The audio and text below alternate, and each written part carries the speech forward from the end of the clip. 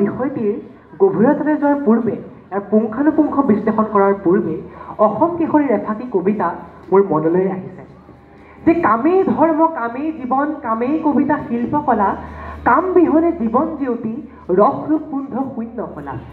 অসম কেশৰীয়ে আমাক কোন কাহানিবাই সকীয়াই থৈ গৈছিল যে কৰ্মইহে একোটা জাতিক উন্নতিৰ দিশলৈ লৈ যাব পাৰে মহামানৱ মহাত্মা গান্ধীয়ে কৈছিল যে স্বাৱলম্বনেই হৈছে আত্মসন্মান ইছলাম ধৰ্মৰ ধৰ্মগুৰু হজৰত মহম্মদেও নিজৰ ৰুটিখন নিজেহে প্ৰস্তুত কৰি খাইছিল গীতাটো কৈছে যে কৰ্মেণু অধিকাৰেস্তু মা ফলেষু কদাচন অৰ্থাৎ কৰ্মৰ ওপৰতহে আমাৰ অধিকাৰ ফলাফলৰ ওপৰত নহয় কিন্তু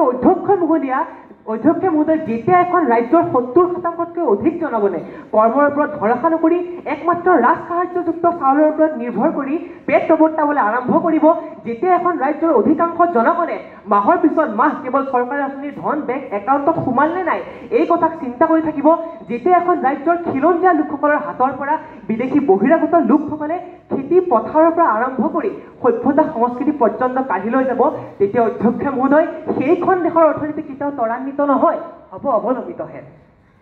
মোৰ সতীৰ্থসকলে কৈ যোৱাৰ দৰেই ভাৰতৰ ভূতপূৰ্ব প্ৰধানমন্ত্ৰী অটল বিহাৰী বাজপেয়ীদেৱে কৈছিল যে জনগণক যদি শিক্ষা স্বাস্থ্য আৰু ন্যায় সেৱাৰ বাদে অইন কোনো বস্তু বিনামূলীয়াকৈ দিয়া হয় তেন্তে সেয়া জনগণৰ প্ৰতি অন্যায় কৰা হয় কিন্তু বৰ্তমান অসমত শাসকীয় পক্ষই কিছুমান ৰাজনৈতিক লাভালাভৰ আশাতেই এখন কল্যাণকামী ৰাষ্ট্ৰৰ আছিলে লৈ ইখনৰ পিছত সিখন হিতাধিকাৰী আইন প্ৰণয়ন কৰা যেন প্ৰতিযোগিতাতহে নামি পৰিছে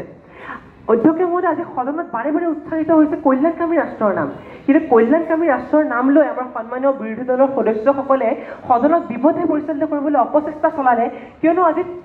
সদনৰ মত কল্যাণকামী ৰাষ্ট্ৰৰ কৰণীয় অকৰণীয় বিচৰা নহয় আজি আমাৰ সদনৰ মত হৈছে এনে কল্যাণকামী ৰাষ্ট্ৰতে প্ৰণয়ন কৰা হিতাধিকাৰী আঁচনিসমূহৰ প্ৰত্যক্ষ প্ৰভাৱ অসমৰ অৰ্থনীতিত কি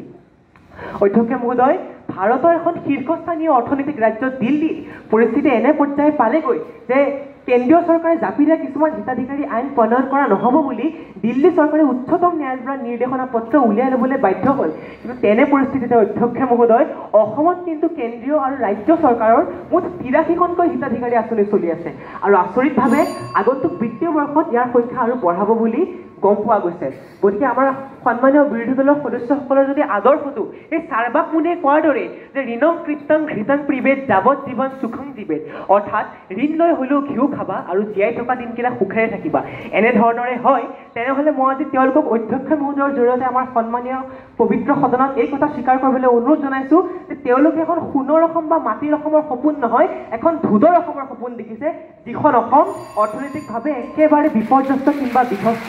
গতিকে শেষত সুধাকণ্ঠ ডক্টৰ ভূপেন হাজৰিকাৰ সুৰতে সুৰ মিলাই ক'ব বিচাৰিছোঁ যে তুমি বিশ্বৰ শৰীৰত পংগু অংগ হ'লে বিশ্বই জানো ভাল পাব পৃথিৱীৰ জনমী সচেতন নহ'লে প্ৰাপ্য উঠিতাতে হেৰাব ধন্যবাদ